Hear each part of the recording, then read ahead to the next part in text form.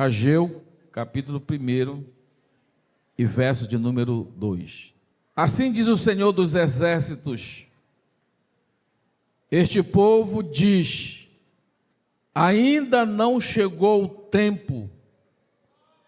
o tempo em que a casa do Senhor deve ser reconstruída. Versículo 3. Por isso a palavra do Senhor veio por meio do profeta Ageu, dizendo: acaso é tempo de vocês morarem em casas luxuosas, enquanto o templo permanece em ruínas? Portanto, assim diz o Senhor dos Exércitos: considerem o que tem acontecido com vocês. Vocês semeiam muito e colhem pouco, comem, mas isso não chega para matar a fome, bebem, mas isso não dá para ficarem satisfeitos, põem roupas, mas ninguém se aquece, e o salário que recebem e colocam num sectel furado. Versículo 6. Amém.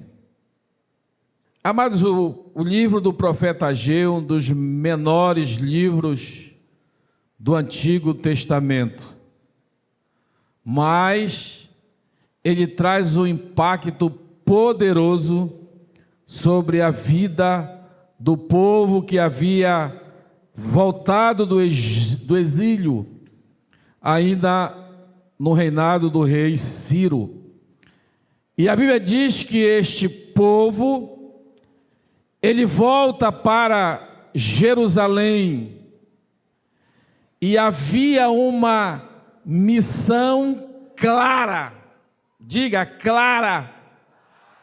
A missão era que esse povo, ao chegar em Jerusalém, porque Neemias já havia trabalhado para reconstruir os muros, e agora esse povo, com a Jerusalém segura, esse povo agora passa a voltar do exílio, adorando a Deus, porque o sofrimento havia passado. E a missão dessa geração que chega após exílio, havia para cada um deles uma missão, e essa missão era reconstruir Jerusalém, e principalmente o templo do Senhor, que era símbolo, ou seja, que é símbolo da presença de Cristo, de Deus, no meio do seu povo. No início havia uma grande euforia, porque o povo estava voltando, e sob a liderança de Jerobabel, que era governador, lançaram os alicerces para a construção do novo templo. E a Bíblia diz, amados, que o povo ele chorava, que o povo se alegrava, porque a promessa que Deus havia dado, que o cativeiro seria quebrado, o cativeiro babilônico chegaria a seu fim, e o povo voltaria para a sua casa para adorar a Deus. As promessas que Deus havia dado a ele seriam as promessas restauradas, porém, amados, o entusiasmo, a alegria, a satisfação de voltar para a sua terra se transforma agora em desânimo. Não há mais a alegria de verem a construção do novo templo. Não há mais a satisfação. Por quê, amados? Porque durante a construção ela para, e 15 anos de construção parada, o povo agora começa a olhar para as suas necessidades particulares. Imagine, chegaram na terra, o templo agora passa a ser reconstruído. Havia uma certa pressão dos samaritanos e dos povos vizinhos para que não construísse o templo. Havia uma pressão interna, porque a nação passava por dificuldades financeiras, e agora eles começaram a olhar para os inimigos que não queriam ver a construção do templo, e passaram a olhar para o povo, que o povo dizia: não temos dinheiro, não temos recursos, não temos meios de construir este grande templo. E durante 15 anos, a voz daqueles que diziam que era impossível a construção, aquela voz de oposição, ela é vencida pela maioria, e 15 anos a obra para. Mas o que Deus queria que aquela construção fosse realizada. Deus queria ver o seu povo reunido no templo para adorar e exaltar o nome do Senhor. Mas, amado, aqueles que estavam na frente, eles não olhavam para a provisão que o Senhor poderia realizar. Eles não olhavam para o milagre que o Senhor poderia fazer. Eles olhavam para a sua capacidade pessoal de realizar aquela grande obra. Quando nós olhamos para a nossa capacidade pessoal, nós não iremos ter uma expectativa, ou seja, uma fé suficiente para realizar grandes feitos. Você pode até dizer: eu, segundo a minha vontade, eu irei realizar, eu irei construir. Mas, amados, o que o Senhor quer, Deus quer que possamos olhar para a nossa capacidade e entregar a nossa capacidade a Ele e dizer: Senhor, eu preciso da Tua força, eu preciso da Tua graça para realizar algo especial para Ti. É normal nós procurarmos Deus quando olhamos algo impossível. É sábio você orar e jejuar para que o Senhor venha se manifestar em teu ministério para realizar algo específico para Deus. Porque muitas das vezes nós olhamos apenas para a nossa capacidade de gestão, de intelecto, para realizar algo para Deus, e muitas das vezes alguém que vem com uma palavra contrária, nós somos o que, amados?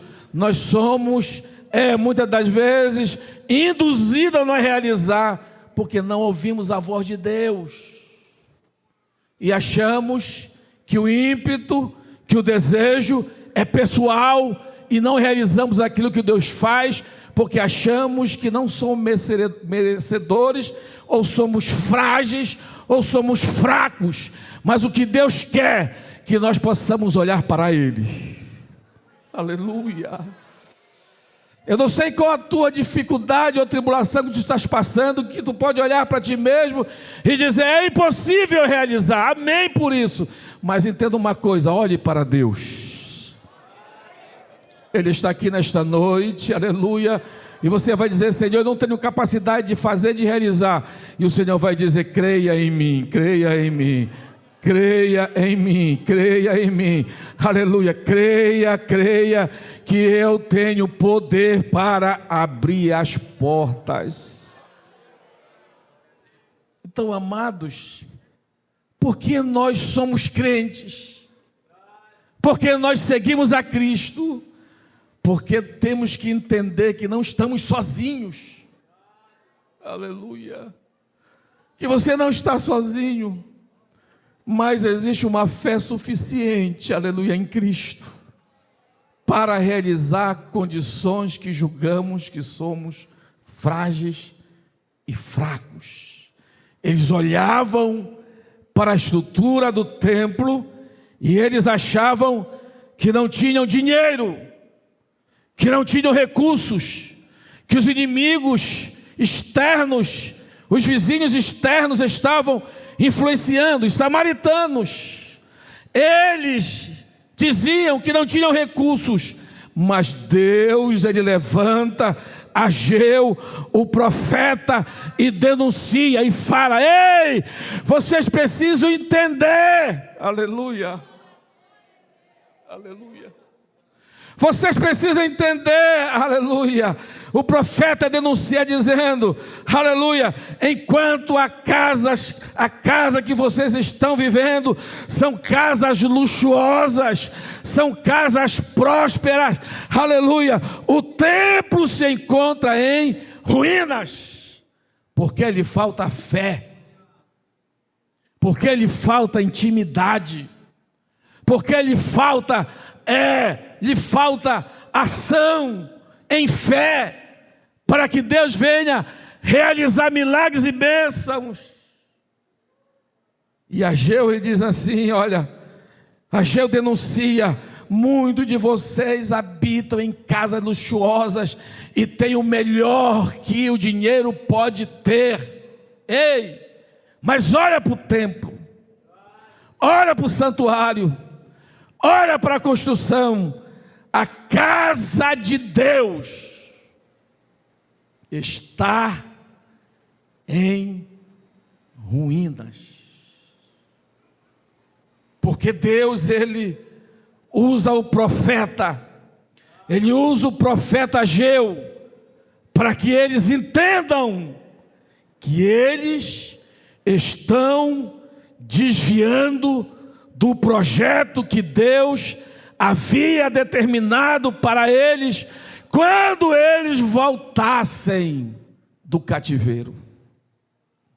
Mas o tempo, os dias, a bonança, a posição financeira que eles estavam vivendo naquele momento, a obra estava parada há 15 anos, eles começaram a investir em si mesmo.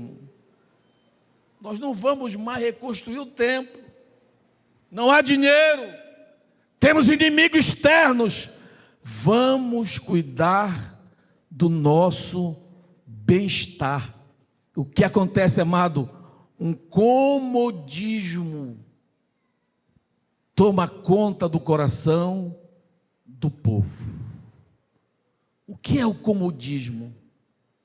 O comodismo é quando você entende que você não precisa realizar o que Deus tem te chamado para realizar, e você passa a olhar apenas para as nossas necessidades especiais e esquecemos que fomos chamados por Deus para realizar um propósito. Assim como a nação que estava no exílio chega em Jerusalém, havia um propósito, que eles deveriam reconstruir o templo. Nós, quando aceitamos a Cristo, nós recebemos dele um propósito. E o propósito que recebemos do Senhor é realizar a sua vontade. É o que acontece quando você aceita Jesus. Você sai ainda aqui do primeiro amor e começa a estabelecer, a realizar aquilo que Deus quer, assim como eles fizeram quando chegaram. Lançaram o alicerce, era festa. Levantaram as paredes, era júbilo. Mas o tempo passa, a obra para. Eles olharam para a construção e falaram: vamos cuidar das nossas, porque temos inimigos externos que nos perseguem. Temos inimigos que são oposição à construção do templo. E eles fizeram o quê? Esse recurso eu vou aplicar aqui na minha casa, no meu conforto, na roupa, na comida, na minha plantação, e deixa o templo para o tempo que Deus achar necessário. O que eles falavam? Ainda não é o tempo. Porque a preocupação deles era pessoal. No versículo 2 diz assim: ainda não é o tempo de edificar a casa do Senhor. Deixa isso com o sacerdote Josué. Deixa isso com Jerobabel, o governador. Mas nós precisamos cuidar da lavoura, do vinho, das casas. Mas o templo ainda não é o tempo de edificar. E quando eles estavam fixando esta narrativa no coração deles, Deus levanta Ageu e diz assim: ei, entendam, vocês estão em casas luxuosas, mas olha, o templo está em ruínas, e isso demonstra o amor que vocês sentem por aqueles que arrancou do Egito, que arrancou da Babilônia, devolvendo a terra que foi dada a Abraão, e vocês agora estão desprezando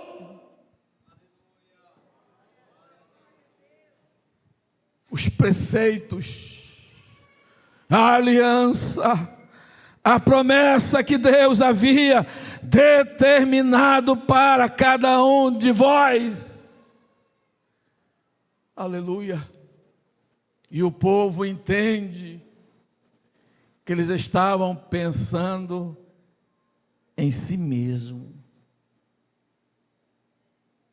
Que lição nós podemos tirar desta palavra poderosa que o Senhor trouxe para Ageu, para que o povo pudesse entender que Deus não estava se agradando do seu comodismo com a obra que Deus havia dado a eles. E o profeta Ageu, ele continua e diz assim, no versículo de número 6: vocês semeiam muito, mas colhem pouco. O que quer dizer? Como o coração deles não estava voltado para o que Deus havia determinado para eles, e eles passaram a cuidar da sua vida e esqueceram o que Deus havia determinado. O que eles faziam?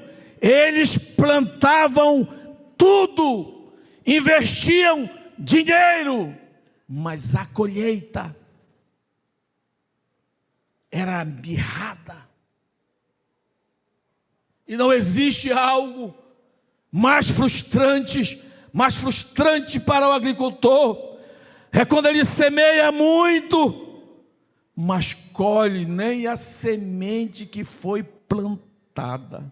Olha o prejuízo.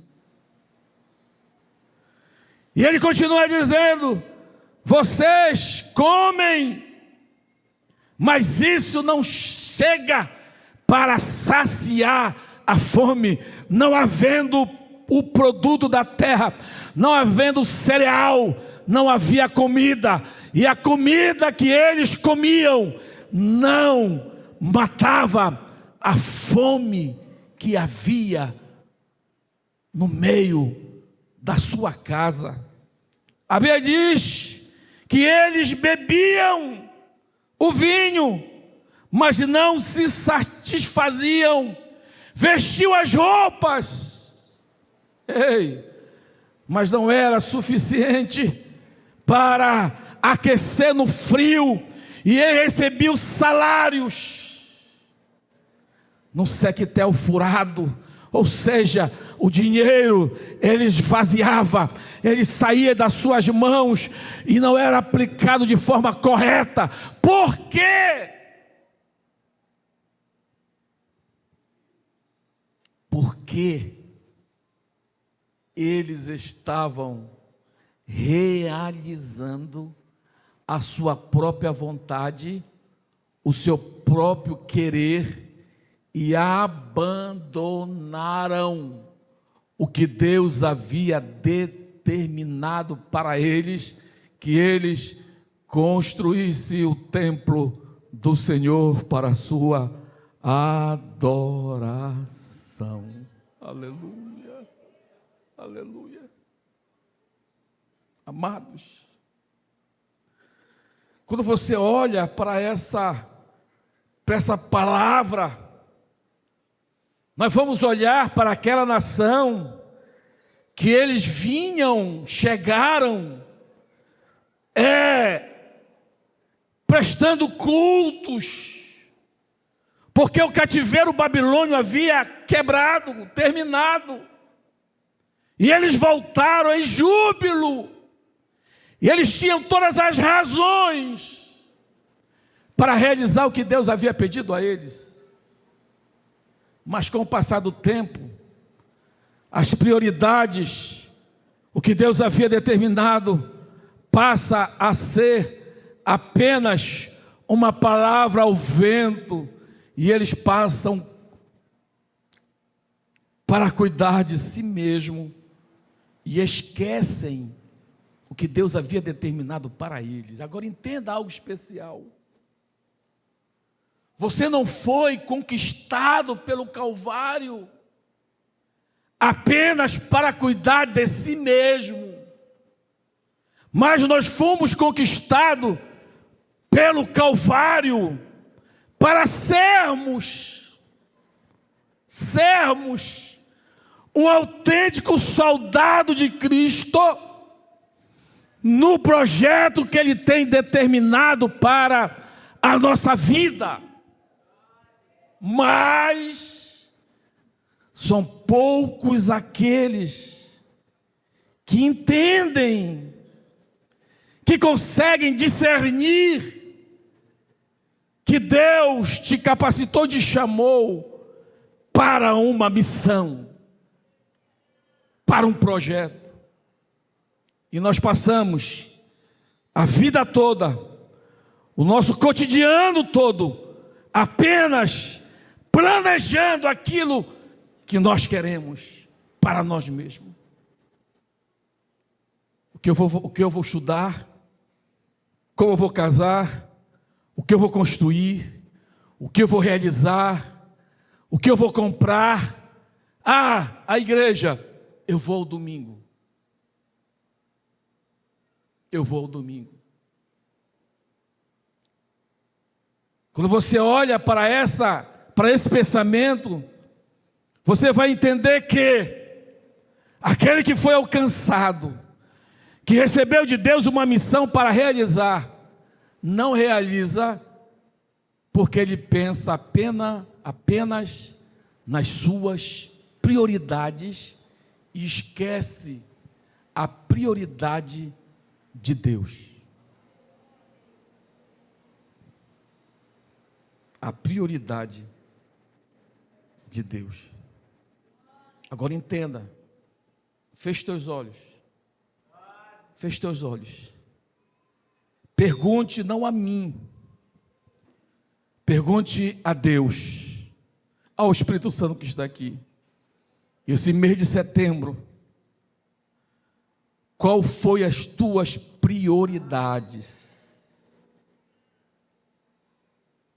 Quais foram as nossas prioridades? Quais foram as nossas prioridades? Quais desculpas nós estamos produzindo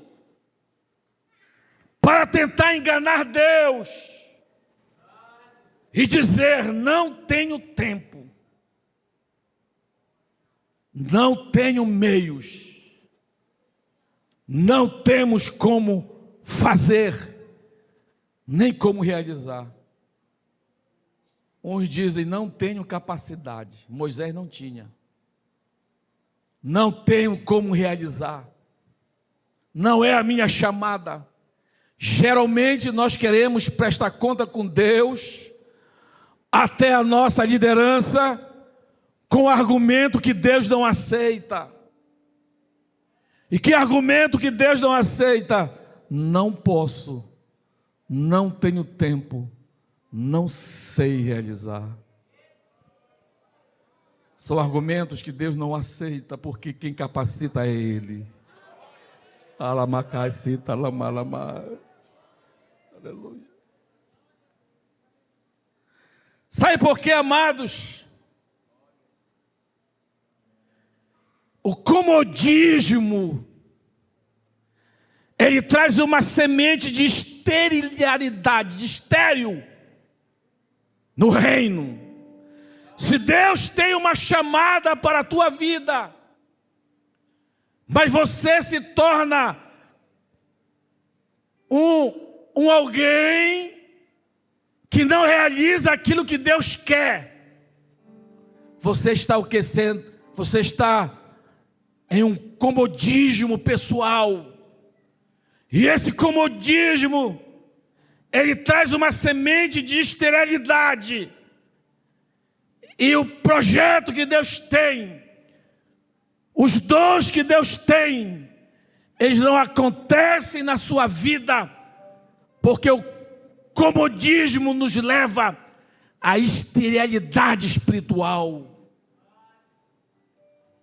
E Deus quer te usar poderosamente, mas você não se levanta desse comodismo para receber o que Deus tem para te dar.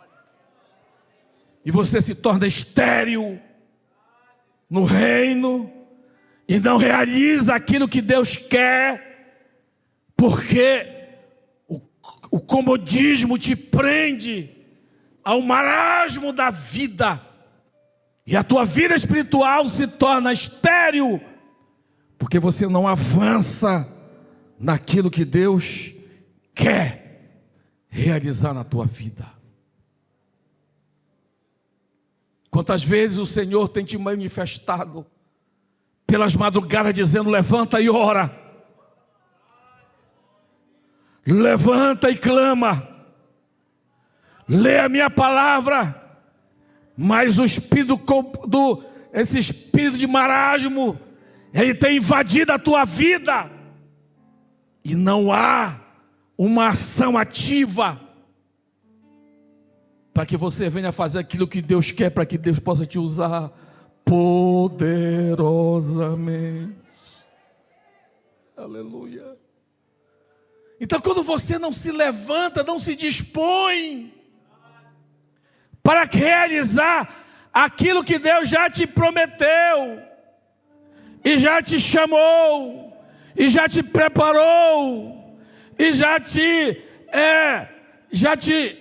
chamou, e você fica atrás, as bênçãos não repousarão sobre a vida daquele que está vivendo uma vida pessoal, cômoda. Esquece de que Deus quer te usar poderosamente. Aleluia. Então entenda. Sabe por que muita gente é estéril no reino? É porque esse alguém não tem se levantado e esquecido do seu cotidiano pessoal e inserido na tua vida o que Deus tem te pedido, o que Deus tem te ordenado. Você não evangeliza, você não prega, você não ora, você não jejua, você não lê a Bíblia.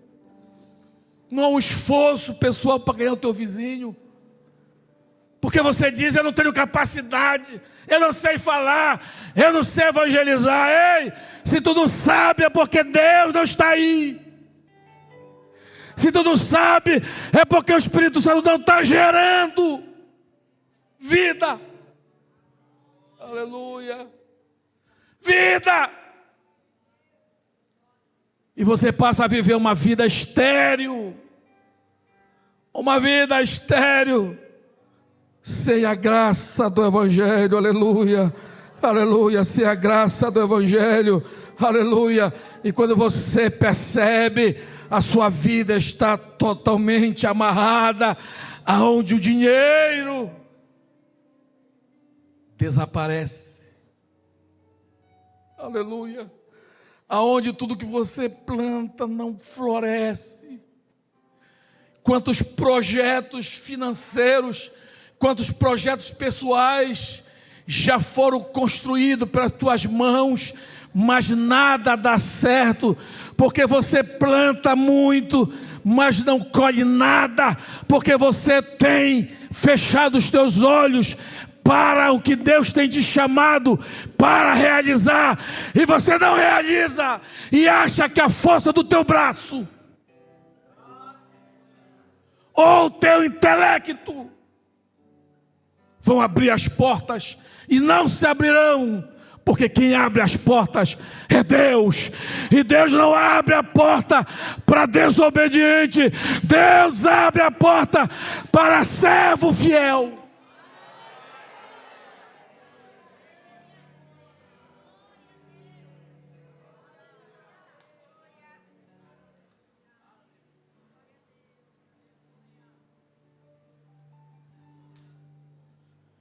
Você quer empreender na sua vida pessoal? Comece empreendendo na tua vida espiritual.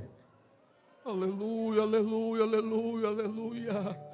Ei, você tem um negócio aí, olha, não fala para ninguém que não vai dar certo. Para com isso.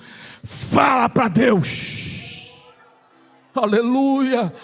Fala para Deus: Senhor, esse é o projeto que eu quero, mas eu preciso realizar o teu, que tu revelou a mim quando aceitei a Cristo e me deu a missão. E a missão é levar o teu nome àquele que precisa, e eu irei fazer o que é isso, empreender no reino. Aí Deus vai olhar: ei, eu preciso abençoar esse empreendimento espiritual. Eu vou dar condições para que você possa investir ainda mais. Tu vai plantar pouco e vai colher muito. Tu vais plantar pouco e vai colher muito. Haverá comida sobre a tua mesa e sobre a tua casa. Aleluia. Haverá vinho da melhor qualidade na tua mesa. A roupa, aleluia, haverá em abundância.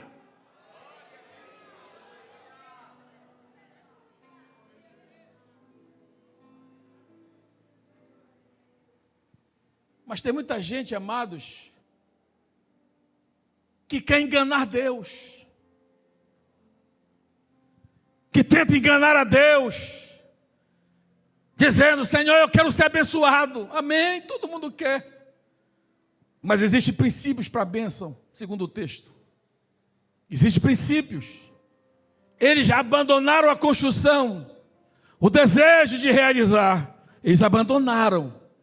Como vocês abandonaram o templo para minha adoração, eu também vou abandonar os teus projetos. E sem Deus, amados, soprando sobre a nossa vida, aleluia, é impossível que haja prosperidade. É impossível.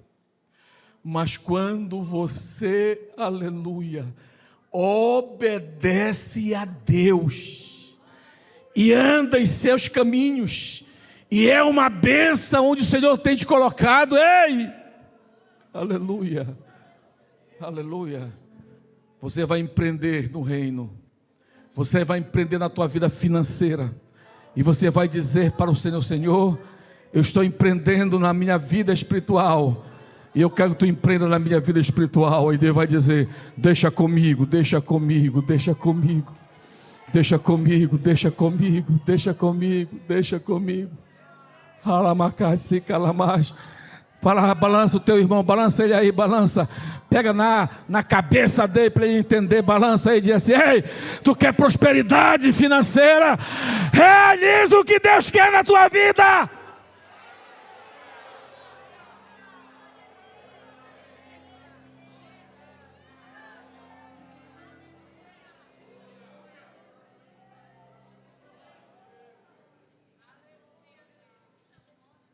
Amados, tem gente que não ora nem quando acorda,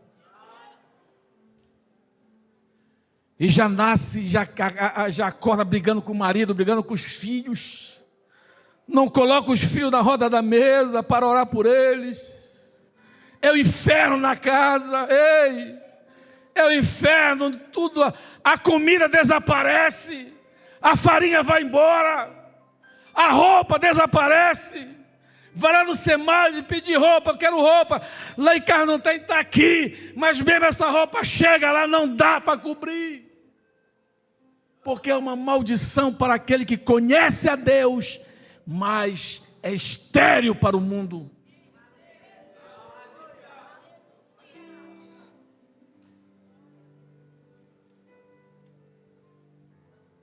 Amados, o comodismo, ele paralisa o propósito. Às vezes, quando o exército, quando a nação de Israel chega na borda do Mar Vermelho, eles olham o teu mar, eles olham cadeias de montanhas, eles olham o faraó atrás. Aí Deus diz: fala para o povo que marche. Mas como vamos marchar se há água sobre a água na frente, barreiras ao lado, inimigo atrás? E Deus vai dizer: marche, marche, marche, marche. Aleluia. Eles não tinham fé suficiente para entender, aleluia, aleluia, que quem estava com eles era Deus. Estava ordenando, Deus estava mandando, aleluia, aleluia, aleluia. E quando eles marcham ao comando de Moisés, aleluia, o mar se abre. Então nós precisamos entender que Deus quer que nós possamos marchar, porque se ficarmos, morreremos pela espada de Faraó, morreremos afogados, não iremos escalar as montanhas. Mas se você calar os teus lábios, haverá esterilidade na tua casa. Eu que digo, é só você ler aqui, é só você ler. Ageu, está aqui. Tu já pensou, Miranda? Eu vou plantar aqui 100 sacos de milho. E as folhagens nascem. E quando chega a época da colheita, você vai colher, mas o fruto da terra não é suficiente para pagar as sementes. Qualquer agricultor desiste, chora. Por quê? Pela desobediência de querer Deus só para si. E tem muita gente assim, que quer Deus só para si. Vem o culto, adora, canta, aleluia, canta, ora, realiza, mas é estéril. A Bíblia diz que quando ele chega naquela figueira frondosa, bela, bonita, tinha toda a aparência, as suas folhas verdes, o seu caule fortalecido, mas não havia fruto. Tinha a aparência, mas não havia fruto. E tem muito crente assim. tem aparência, anda com a Bíblia, não falta na escola todos os dias, mas é estéril, não produz fruto.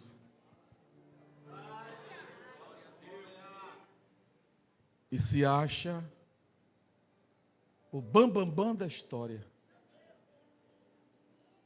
Fala mal do pastor, fala mal do dirigente, fala mal do Hélito. Para que aniversário? Não precisa.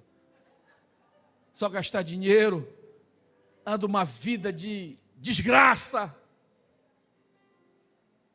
O vizinho dele está morrendo. Ele não visita, que morra.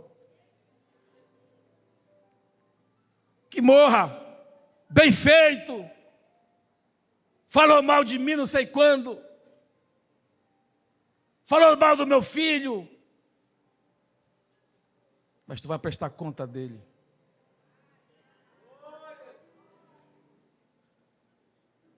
O salário recebe, mas as suas mãos não conseguem segurar, porque os credores vêm e levam tudo com juros.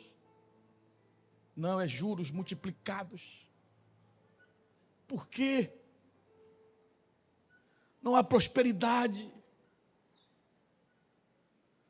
E muitos enganam os outros. Porque só critica.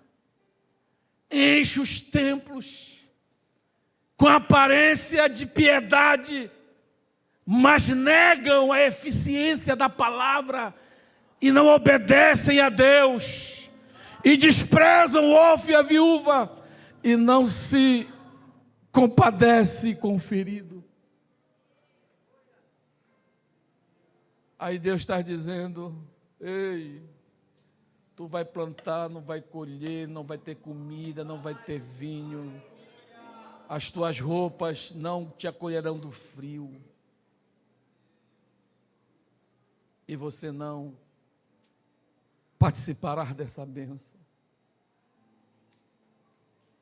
Curva a tua cabeça.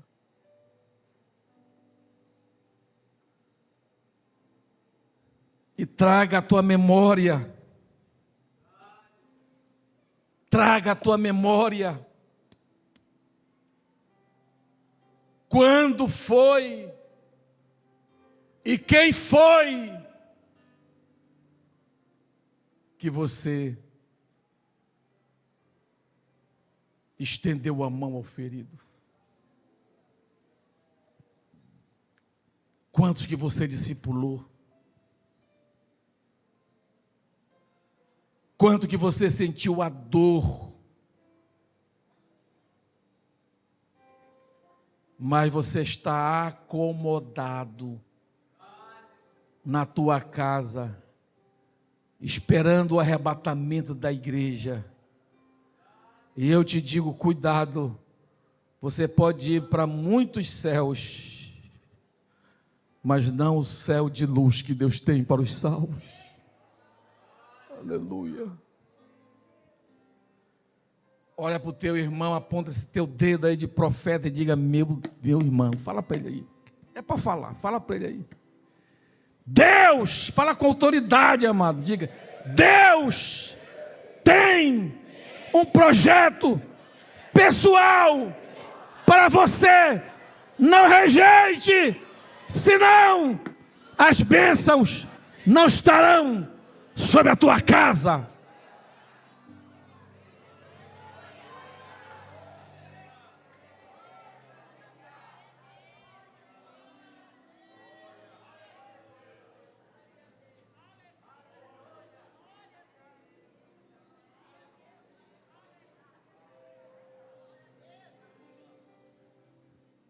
Diga assim: obedece que é melhor. Diga assim: obedece porque é a tua sementeira. Obedece porque haverá prosperidade. Fala aí, fala aí. Obedece porque haverá prosperidade. Diga: haverá comida. haverá roupas novas, haverá grandes colheitas, portas abertas, porque Deus é fiel com aquele que é fiel a Ele. Obedeça e seja próspero.